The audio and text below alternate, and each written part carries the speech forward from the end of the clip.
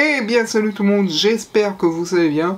Aujourd'hui on se retrouve pour parler on va dire de voyage tout simplement, parce que comme je l'ai dit à Bruno, même si on a la possibilité de partir en voyage, on peut en parler malgré tout. Donc je me suis dit, bah tiens, je vais vous proposer un top 6 de mes voyages préférés que j'ai pu faire en fonction des différentes années et tout, à l'époque où j'avais la possibilité de voyager. Mais avant ça, on se met la petite intro et on se retrouve tout de suite après.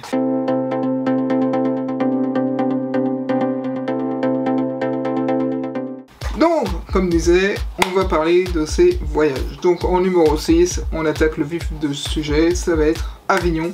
Alors, Avignon, j'étais parti là-bas pour un voyage professionnel, c'est-à-dire, vous vous souvenez, c'était avant le Covid, c'était 2020, 2021, à peu près dans ces zones-là, si je me rappelle bien. J'ai voyagé plusieurs fois pour le compte de l'association ACA, qui est une association de production de films qui propose pour les écoles primaires, entre autres, de faire des courts-métrages, bref, tout ce genre de choses. Et du coup, on a été envoyé par le biais de cette association dans différentes villes ou villages de France. Et donc du coup, bah, pour Avignon, en fait, ce qui s'était passé, je le mets en top 6 parce que c'est pas, on va dire, comment dire, que ça s'est mal passé, mais que l'organisation, plus ou moins, c'était mal passé, mais plutôt pour moi de mon côté, parce que ça avait été, on va dire, un petit peu à l'arrache de prévu, parce que je devais, en fait, j'ai été prévenu à la dernière minute pour remplacer un collègue qui était déjà parti sur Avignon. Donc j'avais dû le remplacer un petit peu à la dernière minute, ce qui fait que les batteries des caméras, bon, j'avais que la Canon à l'époque et la JVC. La JVC, c'est celle-là que j'avais à l'époque. Elle est où? Elle est juste ici. Tac. À l'époque, je filmais, pour les anciens, pour ceux qui se rappellent, je filmais avec cette petite caméra et la Canon, même si la Canon, on va dire, à cette époque, je l'avais pas encore, donc je filmais principalement à la JVC, pour les anciens qui s'en rappellent. Donc, d'ailleurs, elle a pris pas mal de la poussière. Donc voilà, une petite caméra, on va dire, pareil, avec écran autour. Bon, qu'est-ce qu'il me dit? Veuillez insérer la carte SD, c'est normal, il n'y a pas la carte SD. Je suis étonné qu'il y ait encore de la batterie, tiens d'ailleurs, à ce niveau-là. Et donc j'utilisais cette caméra-là. Il n'y avait pas... Non, il n'y avait pas la possibilité de micro, malheureusement. Donc du coup, on va dire que c'était un petit peu ça a été un petit peu à l'arrache en termes de préparation, puisqu'il a fallu que je prenne les billets pour le bus. J'ai dû voyager de nuit. Arrivé le lendemain pour 6 heures, j'avais plus de batterie sur mon téléphone, donc ça a été compliqué pour joindre la professeure, pour essayer de se caler pour qu'elle vienne me récupérer à la gare, machin.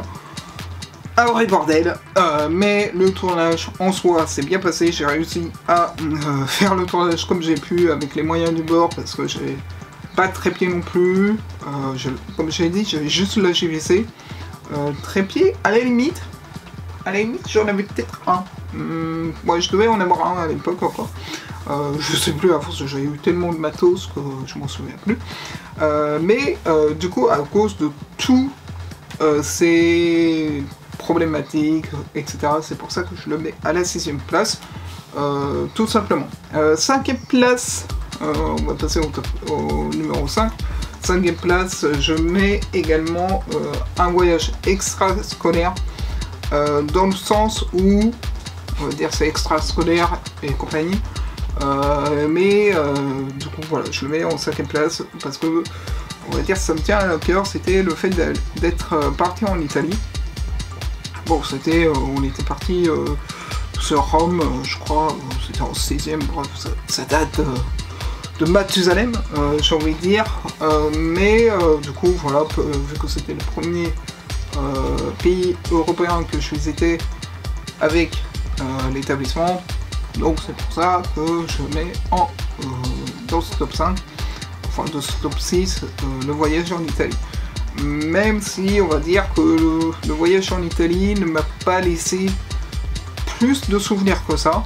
Malgré tout, j'ai pas vraiment de souvenirs à ce niveau-là, mais je tenais à l'inclure là-dedans puisque c'était la première fois que je voyageais, on va dire, dans l'Europe avec, on va dire, le collège ou avec le groupe, enfin, avec un établissement.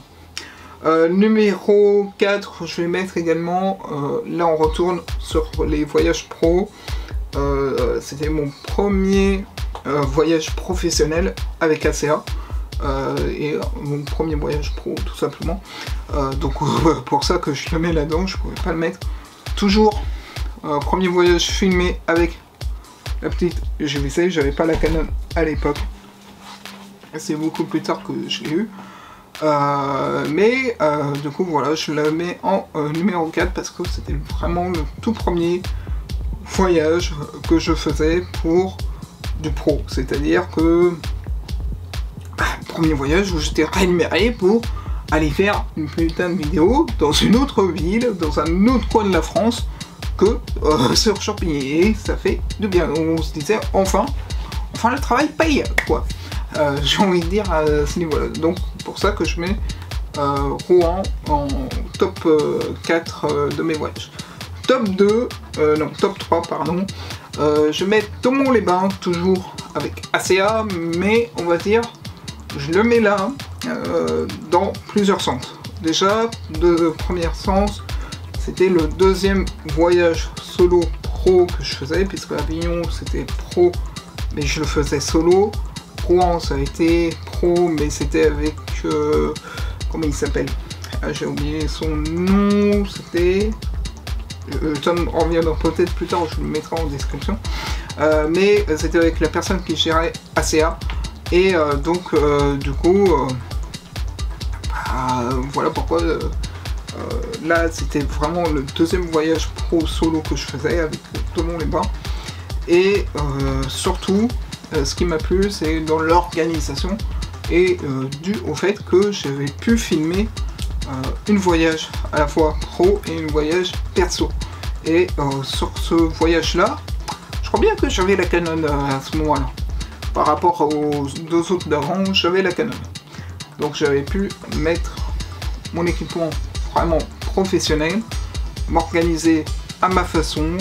J'avais même le fond vert, il me semble, à l'époque également, même si là je n'utilise pas le fond vert, je pourrais l'utiliser, mais compliqué à utiliser pour les vidéos parce que j'ai pas les crochets, j'ai pas les pieds pour l'accroche. D'ailleurs c'était pour justement les voyages à la CA que j'avais acheté le fond vert, tout simplement.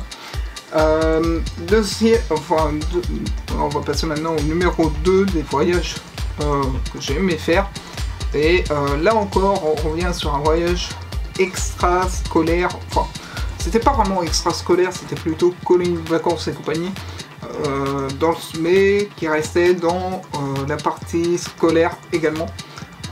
Puisque on était envoyé dans des familles d'accueil. Et l'objectif, on était parti en Angleterre, pour le coup.